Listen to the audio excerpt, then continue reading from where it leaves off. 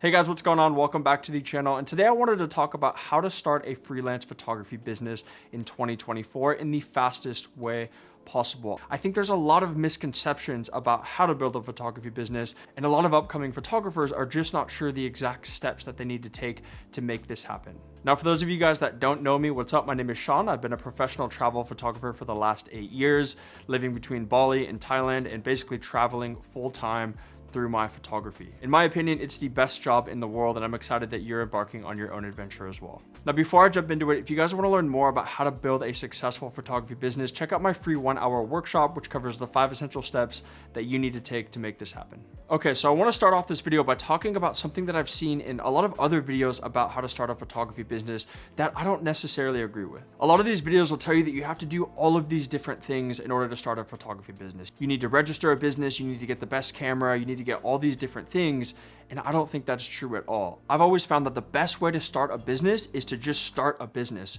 Start lean. You don't have to have all of these things in place. And while there are a few different things that I'm going to talk about in this video that you should have, you really don't need the best gear. You don't need to register yourself as a business. You don't need to get all of these things in order. You just need to score your first client. So that's what this video is about. It's about scoring you your first client, getting clients coming in the door, and building a robust portfolio so you can work with more clients in the future. And if you just start, instead of worrying about having all these different pieces in place before you get after it, you're going to find so much more success, and you're going to find success much faster as well. We can always build our businesses as we go. I think this approach works, and I'm excited to share it with you guys today. So with that out of the way, the very first step in starting a photography business is to overcome any feelings of inadequacy that you're feeling. Now, I know this sounds basic, but I have worked with so many up and coming photographers, and almost all of them lacked that confidence early on. And the few that didn't went on to be really, really successful. So I think it's really important to look inward and think about all the things that you might be feeling when you think about starting a photography business. For example, maybe you feel like your work isn't that good. Maybe you feel like you don't have the time.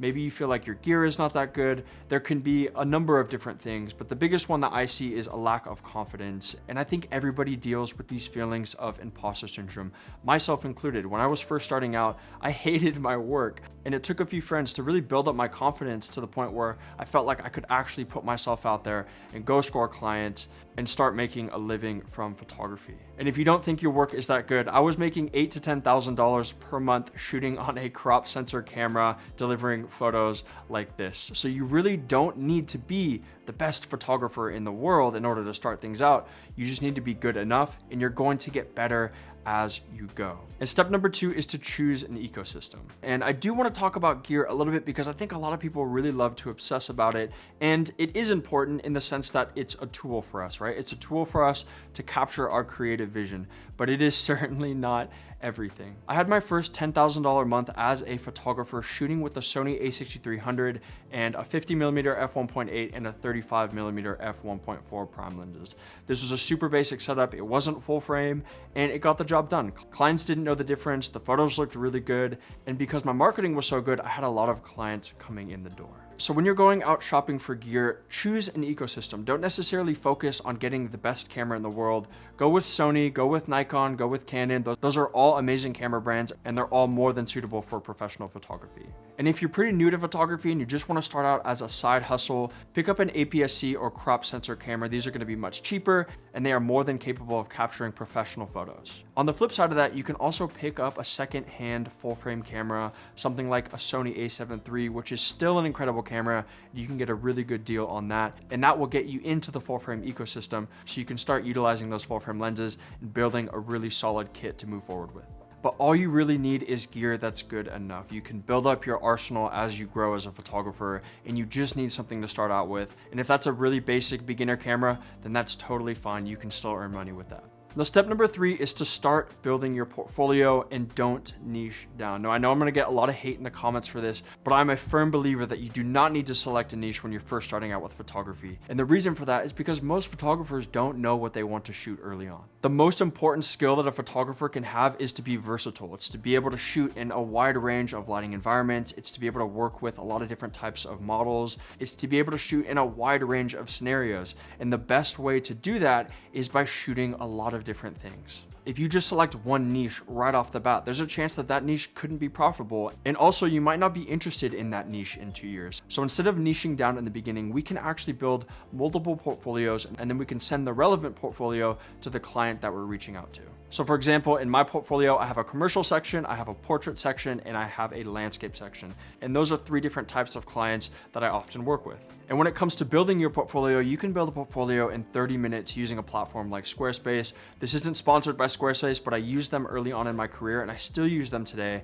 You can build a really professional website in about 30 minutes, and there's a ton of tutorials on YouTube that can show you how to do that.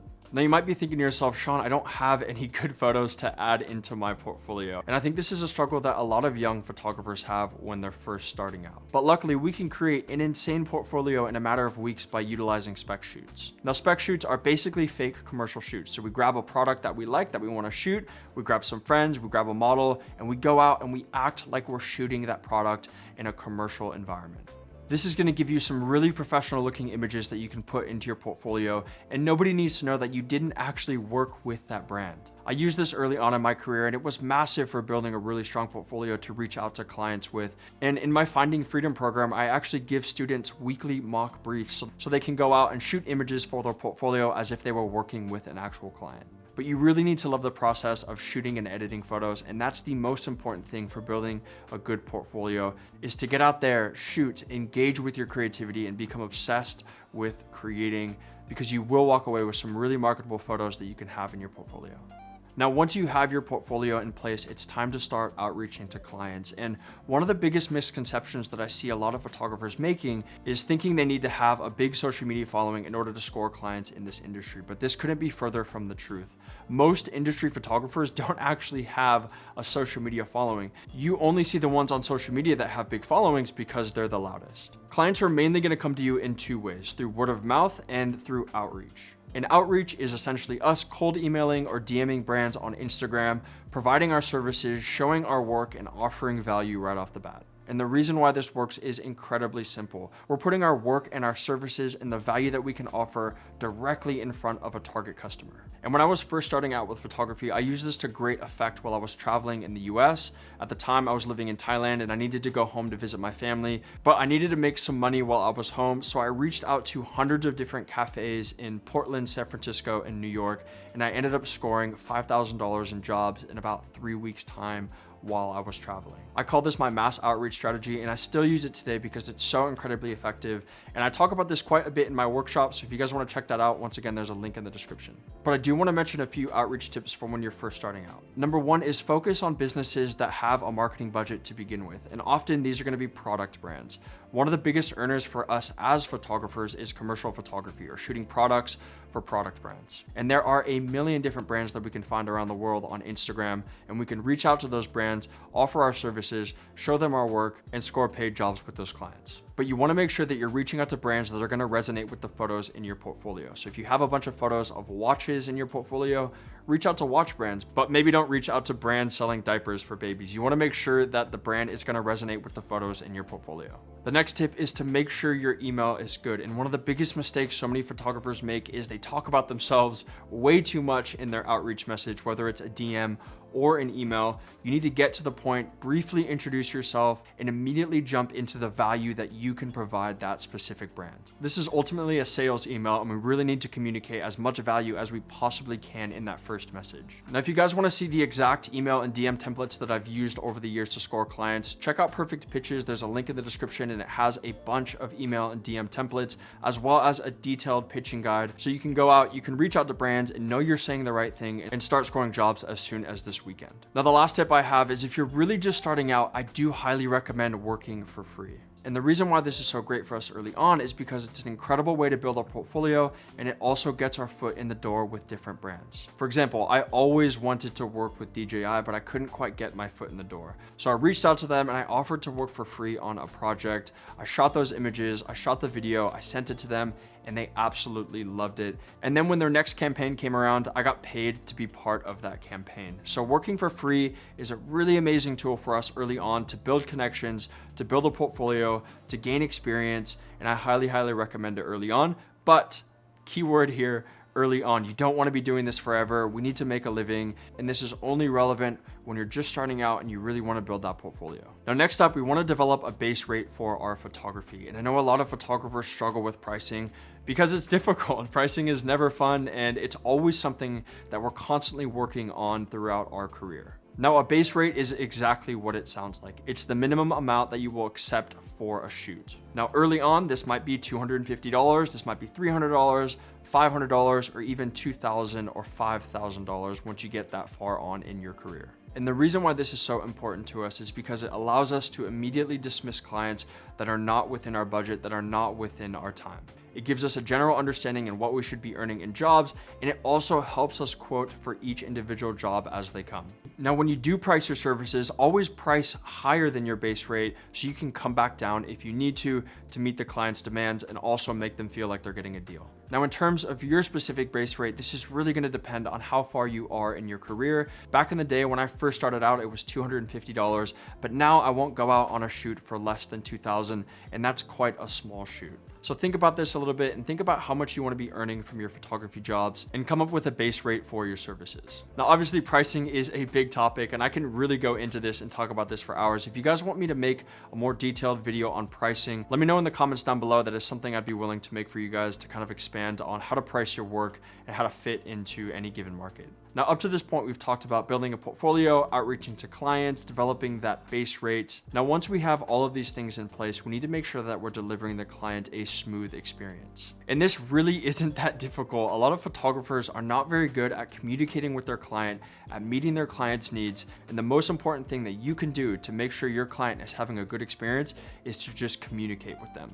Talk to them, send more emails than you think you need to, make sure everything is laid out in detail for the shoot, and make sure you fully understand what that client is looking for. This is going to lead to happy clients regardless of the industry that you're in, which is going to in turn lead to more clients coming through word of mouth. Essentially, we just want to make this experience as easy and as efficient for the client as possible. And every service industry goes the same. If you can take the weight off of your customer and you make it easy for them, they're going to enjoy working with you. And another way to do that is by using a client management software like Pixieset or Shootproof. And these are great because you can put together really beautiful galleries to deliver photos with. Clients can select proofs on these services. You can deliver the final images there, and you can also sell prints directly from your store. So I highly recommend services like these if you're just starting out. But once again, it's not totally necessary. You don't need to go spend a bunch of money on a monthly subscription if you're not bringing in clients yet. Just focus on scoring your first few clients, communicating with those clients, and you can get a service like this later on. Now, the last step in building a photography business, and I think this is incredibly important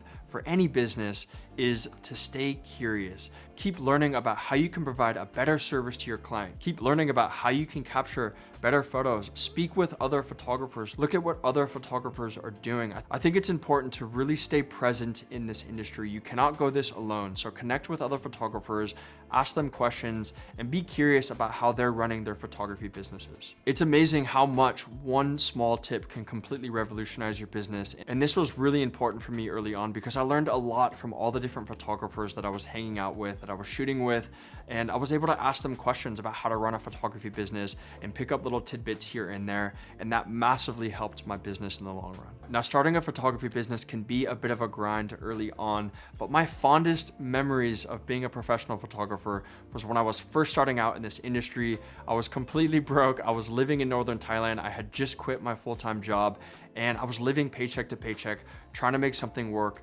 being curious and learning as much as I possibly could. While it was stressful, it was honestly so much fun, and I envy you guys for being in this first step of starting a photography business because in my opinion, I think it's the most fun. But those are all the steps that I think you need to take to start a photography business. And I want to come back to that idea one more time. You don't need to have all of these different things in place in order to start getting paid. If you have a decent camera, you have a few images that you can throw into a portfolio, and you have an email address, that's all you really need to get started in this industry, and you're going to be able to build your business as you go. So just focus on getting started, focus on scoring that first client so you can legitimize yourself as a professional photographer, and then you can continue building your business as you go. But I really hope you guys found this video useful. I really enjoyed these simple chats, but I actually have a flight in about 3 hours flying back to the States. So I gotta get going. I gotta pack my stuff.